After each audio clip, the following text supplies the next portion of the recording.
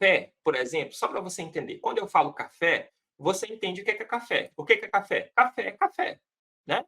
Água, pó, açúcar ou sem açúcar, mas tem água e tem pó, e aí você vai tomar o café. Isso você entende por café. Quando eu falo há vários mil anos atrás, quando eu falo sobre jejum, jejum é jejum. O que é jejum? É eu ficar sem comer e sem beber durante um período de busca a Deus. Então, eu decido fazer um período de busca a Deus e eu vou buscar a Deus durante aquele período sobre um propósito. Isso é jejum. Então, assim, hoje, né, as pessoas fazem vários tipos de jejum, e aí eu vou fazer um jejum de tirar uma coisa doce, eu vou fazer um jejum de comer melhor, eu vou de comer melhor mais verdura, eu vou fazer um jejum de tirar isso, tirar aquilo e tirar aquilo outro, mas isso é hoje. Há esses anos atrás, e na época bíblica, quando eu falo de jejum, eu estou falando de jejum, eu estou falando igual café.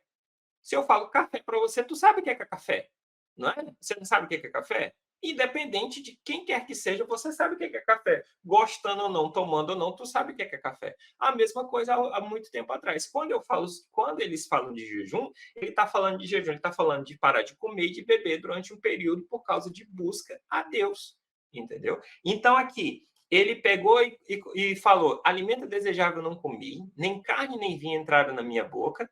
Por isso que alguns querem dizer que não, porque ele comeu só verduras.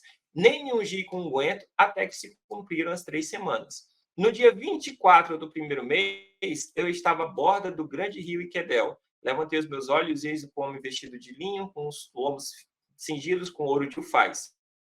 E ele continua dizendo aqui, só eu, Daniel, tive aquela visão, e ele continua falando, falando, e aí ele me disse: Daniel, homem muito amado, entende as palavras e vou te dizer: levanta-te sobre os teus pés, porque a ti sou enviado. E falando ele comigo esta palavra, e levantei-me tremendo.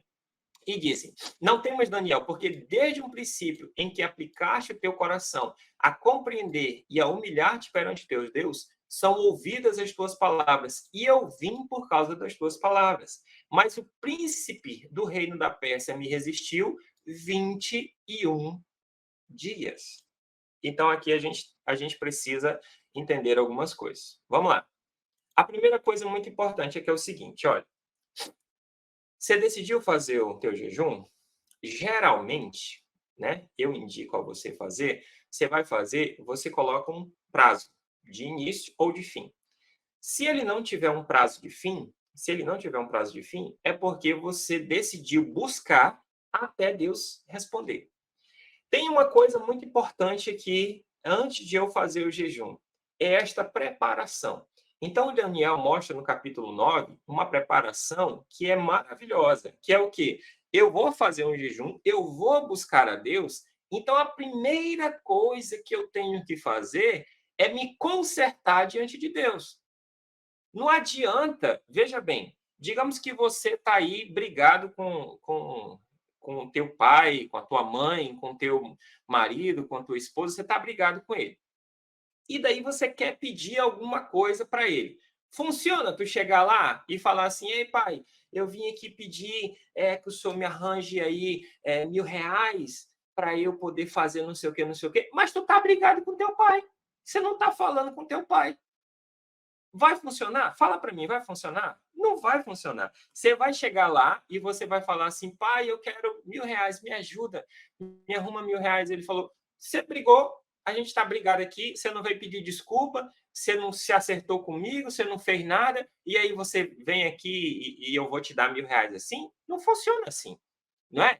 Primeiro o quê? Primeiro você vai no teu pai, aí você conversa, você se reconcilia, você você faz tudo certinho. Depois, quando você precisar, provavelmente, né? Tenho provavelmente ele vai estar disposto a te ajudar. A mesma coisa para sua esposa, a mesma coisa para sua mãe ou para quem quer que seja, não é? Agora, você está brigado com a pessoa, você fez um monte de coisa que desagradou a pessoa e você vai chegar lá e vai pedir algo e vai funcionar? Isso não funciona. Em que mundo que isso funciona? Isso não funciona em lugar nenhum. Aí agora, você está com a vida toda arrebentada diante de Deus. Você não faz nada que agrada a Deus. Você anda em pecado, fazendo tudo que é ruim mais um pouco. E aí você chega lá e fala assim: Deus, eu preciso do Senhor, me ajuda e me abençoa nisso, nisso e nisso. Vai funcionar? A possibilidade de funcionar está muito mínima, né? Vai estar muito complicada disso acontecer. Não funciona assim. Funciona assim: primeiro você se arruma, depois você pede, depois você recebe. Entendeu? Primeiro você se arruma, depois você pede, depois você recebe. E eu não estou falando que Daniel era um cara que estava fora do relacionamento com Deus, não. Eu estou falando de um cara que viveu na corte lá e que lá na corte onde ele vivia, onde não tinha igreja, onde não tinha muitos irmãos perto, onde não tinha liturgia, onde não tinha nada disso, ele estava buscando Deus incessantemente sozinho lá. Ele estava se santificando sozinho lá.